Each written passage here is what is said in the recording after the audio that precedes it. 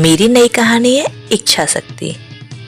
यह कहानी जापान के एक छोटे से कस्बे में रहने वाले 10 वर्षीय बालक ओकायो की कहानी है, जिसको जूडो कराटे सीखने का बहुत शौक था।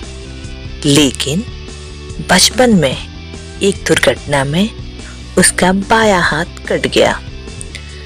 बायां हाथ ना होने के कारण उसके माता पिता उसे जूडो नहीं सीखने देते थे, लेकिन वह लगातार जिद करता कि मुझे जूडो सीखना है।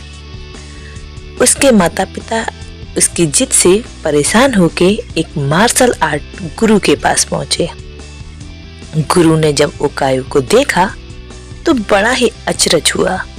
उन्होंने कहा, बेटा, तुम्हारा एक हाथ है ही नहीं तो तुम जूडो क्यों सीख रहे हो? उन्होंने पूछा, तुम्हारा बायां हाथ नहीं है, तुम क्यों सीख रहे हो? मुकाबला कैसे करोगे? तो बालक बोला, यह बताना तो आपका काम है, मैं तो बस इतना चाहता हूँ कि आप मुझे गुड सिखाएं और कैसे सभी को हराना है ये बताएं। एक दिन मुझे मास्टर बनना है। गुरु ने उसकी दृढ़ शक्ति देखी और बहुत प्रभावित हुए और बोले, बेटा, मैं तुम्हें सिखाऊंगा, लेकिन एक शर्त है। उसने कहा, क्या है गुरुजी? उसने कहा, जैसा मैं निर्देश दूंगा तुम्हें उसका पालन करना होगा। ओकायो ने सर हाँ में हिला दिया। गुरुजी ने अपनी कला का प्रदर्शन करना शुरू किया। सभी बच्चों की तरह ओकायो ने भी सीखना शुरू कर दिया।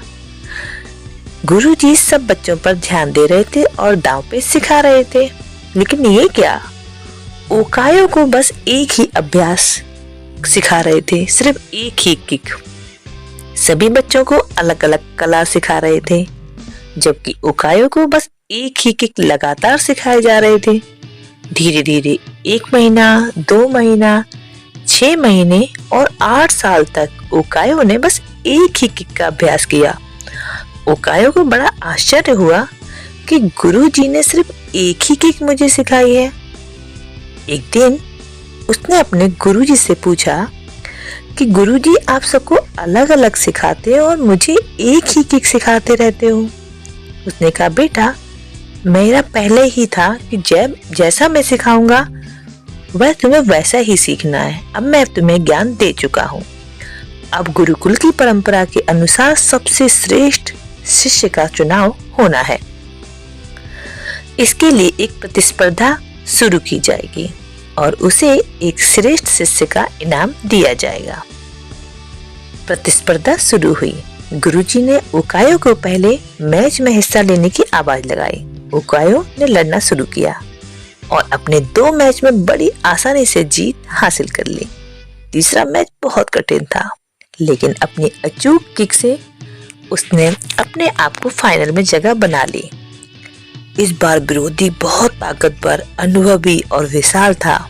उसे देखकर लगता था कि ओकायो उनके सामने 1 मिनट भी नहीं टिक पाएगा। शुरुआत में ओकायो को यह मैच जीत पाना बहुत ही असंभव लगा, लेकिन मौका पाते ही उसने अपनी किक का इस्तेमाल किया और विरोधी को धराशायी कर दिया। उसकी एक ही किक से विरोधी बेहोश हो गया और ओकायो विजेता बन गया। ओकायो अपनी जीत पर बहुत आश्चर्यचकित था कि सिर्फ एक मूव ने उसे मैच जिता दिया। तब गुरुजी ने बताया कि तुमने अपनी कमजोरी का बहुत सही समय पर फायदा उठाया है। मैंने तुम्हें एक किक में इतनी मास्टरी करा दी कि शायद दुनिया में कोई तुम्हें पीछे कर पाए। इस तरह गुरुजी उससे बहुत खुश हुए और बोले, बेटा, हमारे पास 2 विकल्प होते हैं।